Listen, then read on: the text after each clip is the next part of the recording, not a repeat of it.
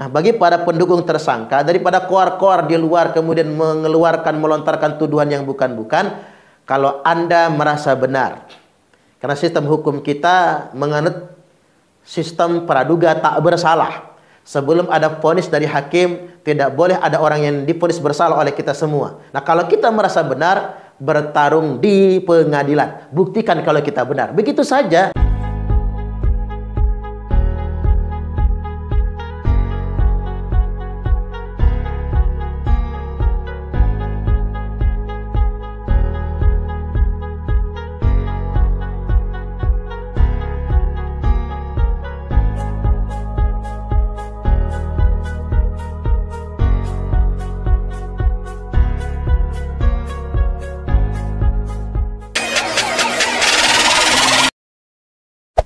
Hey there. Subscribe to my channel. And also press this bell icon. Saudara-saudaraku yang terkasih di dalam Tuhan, dimanapun Anda berada, bertemu kembali dengan saya Rina Solihin dalam channel Rina Menjawab.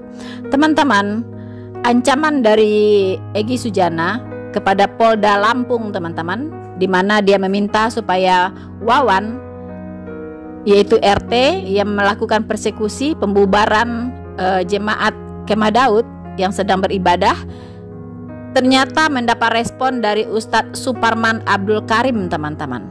Ya, setelah saya mendengarkan apa yang dipaparkan oleh Ustadz Suparman Abdul Karim ini sudah mewakili kita semua, teman-teman. Ya, dia sudah mewakili suara kita semua. Ya, daripada kita panjang lebar merespon Egy Sujana ini, sebaiknya kita mendengarkan apa yang dikatakan oleh Ustadz Suparman Abdul Karim ini, teman-teman. Kita tahu bahwa Suparman Abdul Karim adalah seorang ustadz yang nasionalis dan visioner, saya lihat, teman-teman. Dan ini ustadz, salah satu ustadz yang saya lihat cerdas, ya. Cerdas. Kalau masalah iman itu masalah masing-masing, tetapi dari cara berpikir, dari logikanya, teman-teman, ya, itu dalam kerangka berbangsa dan bernegara tentunya itu sangat baik dan sangat positif, ya. Nah, teman-teman, karena Ustadz dari Suparman Abdul Karim ini saya lihat sudah mewakili suara kita minoritas, marilah kita mendengarkan, kita simak baik-baik apa yang disampaikan oleh Ustadz Suparman Abdul Karim ini dalam menangkis, ya, menangkis serangan dari Egy Sujana. Ya, inilah videonya. Selamat menyaksikan. Assalamualaikum warahmatullahi wabarakatuh. Saya hendak merespon ungkapan bernada ancaman dari Egy Sujana CS. Saya lihat di konten YouTube-nya, dia mengungkapkan, jika tidak dibebaskan maka kami akan bergerak membela Wawan. Bebaskan saudara Wawan. Solidaritas kami dari Jakarta perlu diperhatikan. Jika tidak dibebaskan, kita akan bergerak untuk membela Wawan. Sebetulnya siapa yang sedang dia ancam? Oh, mungkin Polda Lampung. Makanya saya lihat beberapa hari ke depan, tepatnya tanggal 28 Maret, ada rencana aksi untuk menuntut agar Wawan dibebaskan.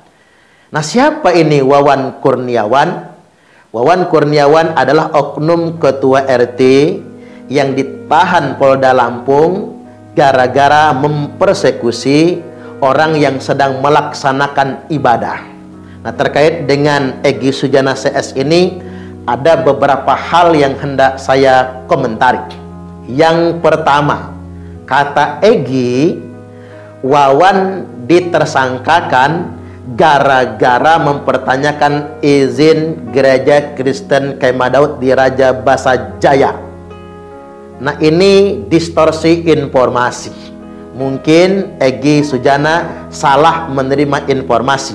Saya akan tegaskan pada kesempatan kali ini, tersangka tidak ditangkap gara-gara mempertanyakan izin rumah ibadah, tapi ia ditangkap gara-gara melakukan persekusi terhadap orang yang sedang melaksanakan ibadah. Jadi ibadah ini sedang berlangsung, sedang berjalan di gereja Kristen Kemah Daud. Tiba-tiba Wawan Kurniawan datang marah-marah dan memaksa untuk menghentikan kegiatan ibadah tersebut.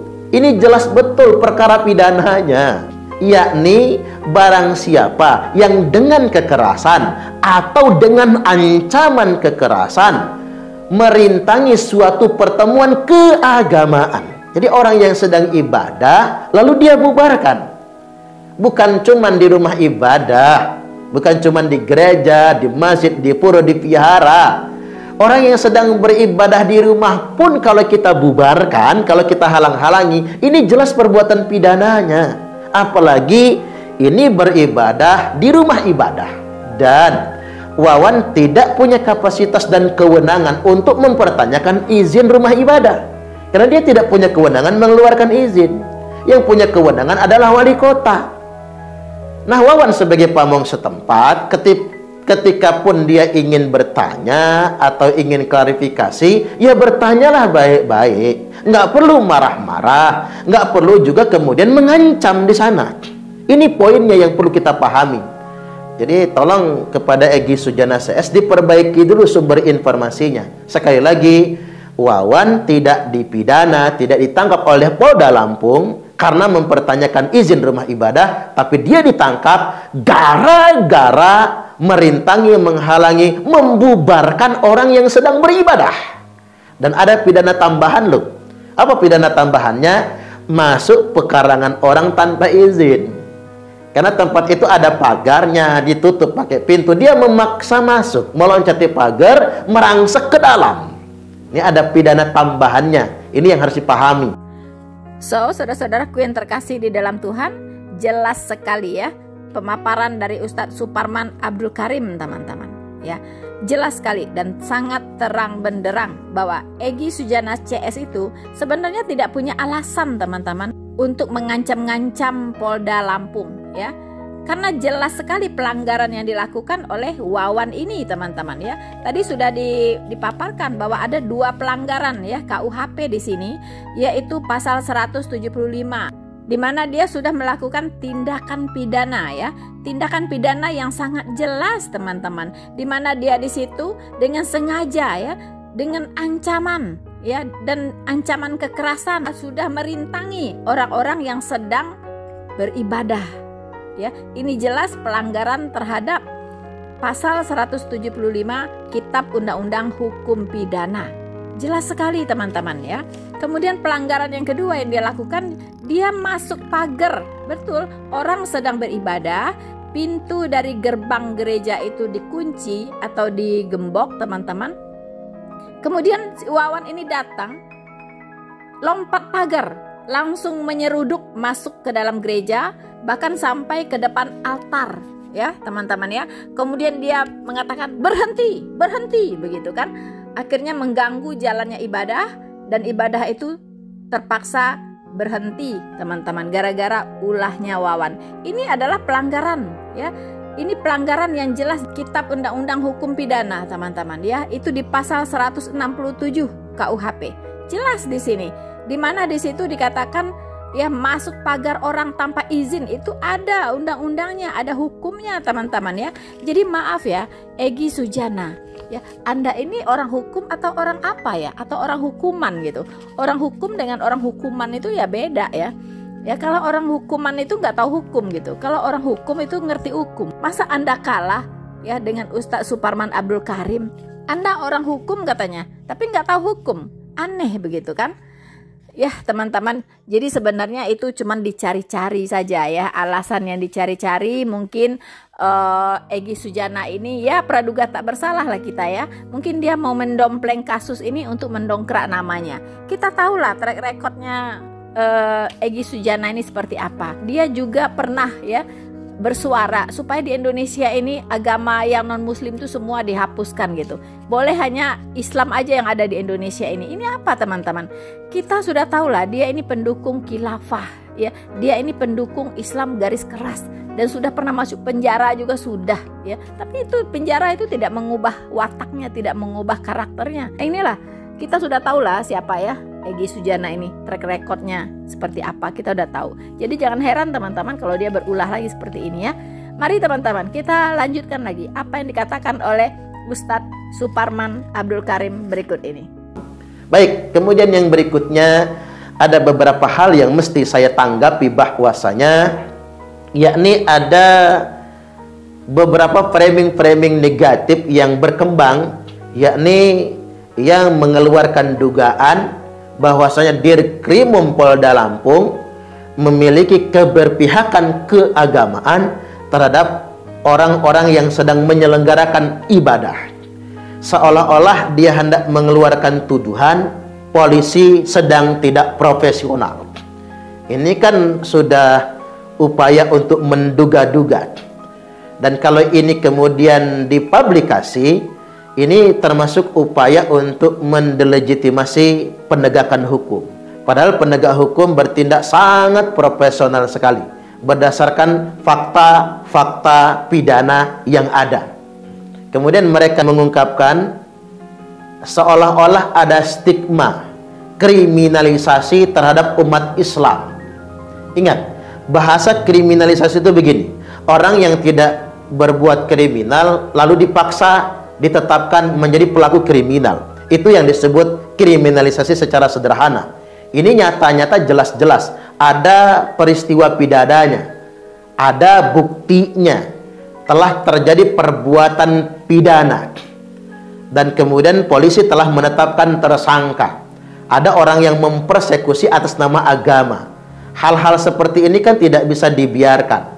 Kalau kemudian gara-gara di demo kemudian polisi melemah, si tersangka kemudian dibebaskan, ini akan menjadi presiden buruk dalam penegakan hukum. Orang kemudian merasa bebas main hakim sendiri hanya gara-gara dia merasa bagian dari kelompok mayoritas. Tinggal tuduh aja polisi melakukan diskriminasi dan kriminalisasi. Nanti kemudian penegak hukum akan melemah, lalu kemudian akan membebaskan tersangka. Ini saya pikir adalah cara-cara yang tidak baik yang mempengaruhi penegakan hukum. Tidak boleh kemudian orang menjadi arogan di negara yang demokrasi. Apalagi arogan yang mengatasnamakan agama. Ada orang yang mengatasnamakan agama, mengatasnamakan Islam, kemudian melakukan serangkaian arogansi. Ketika dia melakukan perbuatan pidana, lantas kemudian dia ditangkap, lalu kemudian menuduh penegak hukum telah melakukan kriminalisasi terhadap umat Islam. Hati-hati menggunakan idiom umat Islam, karena saya juga bagian dari umat Islam. Ada banyak mayoritas umat muslim di dunia internasional, di Indonesia ini khususnya, yang merupakan Islam yang rahmatan lil alamin. Jangan apa-apa mengatasnamakan Islam, mengatasnamakan ulama dan lain sebagainya. Ingat, sebuah perbuatan kriminal jangan dibungkus dengan agama. Karena kalau Anda membungkusnya dengan agama, Anda sudah memfitnah ajaran agama itu sendiri sebetulnya. Saya menghimbau kepada penegak hukum agar bertindak profesional dan tidak perlu terpengaruh oleh tekanan dari pihak manapun, murni penegakan hukum. Kalau benar ini pidana dan jelas buktinya, bawa ke persidangan. Nah, bagi para pendukung tersangka, daripada koar-koar di luar kemudian melontarkan tuduhan yang bukan-bukan, kalau Anda merasa benar, karena sistem hukum kita menganut sistem praduga tak bersalah. Sebelum ada vonis dari hakim, tidak boleh ada orang yang divonis bersalah oleh kita semua. Nah, kalau kita merasa benar, bertarung di pengadilan. Buktikan kalau kita benar. Begitu saja. Apa yang dikatakan oleh Ustadz Suparman ini benar adanya, teman-teman. Memang banyak sekali ya kelompok-kelompok yang intoleran, kelompok-kelompok radikal mengatasnamakan umat muslim gitu, ya. Mengatasnamakan umat Islam. Padahal mereka cuma segelintir gitu, segelintir orang, ya. Tapi mengatasnamakan seluruh umat Islam. Kalau kita sih tahu teman-teman tujuannya supaya dapat simpatik ya dari umat Islam lebih banyak lagi, teman-teman. Nah, jadi perjuangan mereka identik dengan perjuangan umat Islam seluruhnya begitu. Nah, inilah yang disadari oleh Islam-Islam moderat, Islam-Islam yang toleran seperti Ustadz Suparman ini. Dan beliau tidak suka ya kalau ada orang atau kelompok orang seperti Egy Sujana CS ini mengatasnamakan Islam begitu. Dan beliau tidak terima, teman-teman. Saudara-saudaraku yang terkasih di dalam Tuhan, Betul sekali, pihak kepolisian harus maju tak gentar. Jika memang Egy Sujana CS ini ingin berjuang, memperjuangkan Wawan, silakan berjuang di pengadilan. Ya, kita setuju ya teman-teman ya. Silakan berjuang di pengadilan. Ya, jadi jangan aneh-aneh. Baiklah teman-teman, kita dengarkan lagi apa yang dikatakan oleh Ustadz Suparman berikut ini. Kemudian yang berikutnya saya hendak menjawab, ada stigma diskriminasi terhadap umat Islam. Saya ingin tertawa. Yang Anda masuk dengan diskriminasi kepada umat Islam itu yang mana ya? Diskriminasi yang mana? Kita ini bagian dari muslim terbesar sedunia internasional. Kita punya tanggung jawab untuk merepresentasikan Islam yang rahmatan lil alamin. Oke, karena ini terkait dengan rumah ibadah. Coba kita berpikir waras dulu. Indonesia adalah negara yang jumlah masjidnya terbanyak sedunia internasional. Ada 800.000 masjid. Kalau kita hitung dengan musola, ada 1,5 juta lebih masjid dan musola di Indonesia ini. Sangat banyak. Lalu kita bandingkan dengan rumah ibadah umat beragama lain. Ambil contoh misalnya Jawa Barat. Jumlah masjidnya mencapai 60.000 masjid, belum musola. Dengan musola lebih dari 100.000. Tapi di sana jarang sekali gereja. Termasuk Lampung ini. Dengan jumlah masjid terbanyak nomor 5 di Indonesia. 12.000 masjid lebih, belum musolanya. Nah, kita dihadapkan dengan persoalan, ada saudara kita yang kebetulan jumlah mereka nggak sebanyak kita, minoritas. Umat Kristiani yang sulit sekali mendirikan rumah ibadah, yang sulit sekali mendapatkan izin mendirikan rumah ibadah. Bahkan mereka kadang-kadang terpaksa harus beribadah di ruko, beribadah di rumah, gara-gara mereka tidak punya gereja. Lantas kemudian kita atas nama Islam begitu arogansinya menghalang-halangi mereka untuk beribadah. Yang sedang diskriminasi itu yang mana sebetulnya? Saya malah daripada kita berpikir negatif ya, berpikir playing victim malahan, lebih baik kita berpikir dewasa dan mawas diri. Kita ini umat muslim yang mayoritas punya kewajiban untuk ngayomi. Inilah Islam yang rahmatan lil alamin. Wa ma arsalnaka illa rahmatan lil alamin. Tidaklah kami mengutus engkau Muhammad kecuali semata-mata agar menjadi rahmat bagi sekalian alam. Loh, ngapa kemudian kita masih terganggu dengan umat agama lain? Apa itu Islam yang sesungguhnya?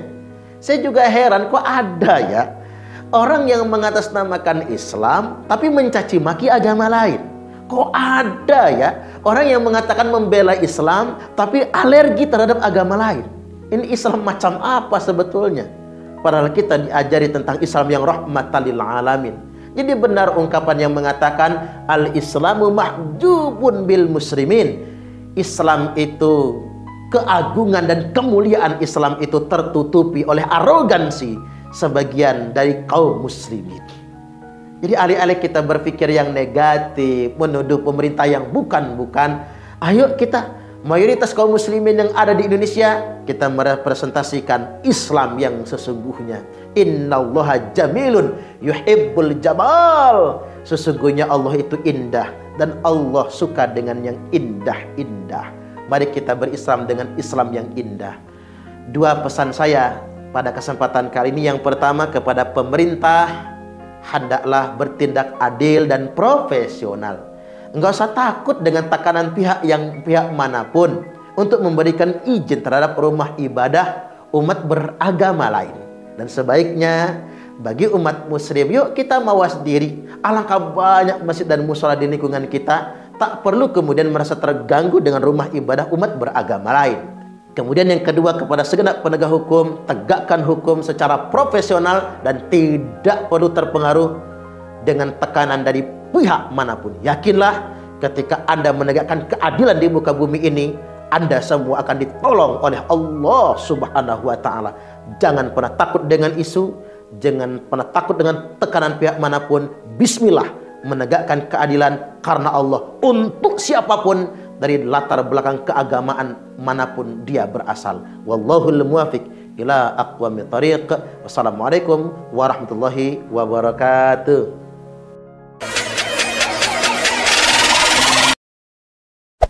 Hey there. Subscribe to my channel And also press this bell icon.